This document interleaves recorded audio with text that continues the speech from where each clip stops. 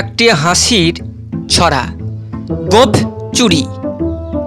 Head অফিসের বড় বাবু। লোকটি বড় শান্ত। তার যে এমন মাথার ব্যামো কেউ কখনো জানতো? দিব্যি ছিলেন খোশ মেজাজে, চেয়ারখানি চেপে একলা বসে ঝিমঝিমিয়ে হঠাৎ গেলেন ক্ষেপে। আঁতকে উঠে হাত পা ছুড়ে চোখটি করে গোল, হঠাৎ বলেন, গেলুম গেলুম, আমায় ধরে তোল। তাই শুনে কেউ বদ্যি ডাকে, কেউ বা হাঁকে পুলিশ, কেউ বা বলে কামড়ে দেবে, সাবধানেতে তুলিস। ব্যস্ত সবাই, এদিক ওদিক করছে ঘোরাঘুরি।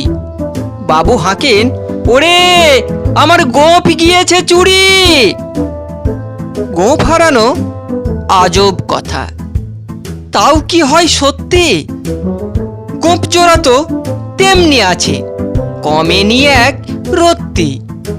সবাই তাকে বুঝিয়ে বলে, সামনে ধরে আয়না, মোটেও গোঁফ হয়নি চুরি, কখনো তা হয় না। মোটেও গোঁফ হয়নি চুরি, কখনো তা হয় না।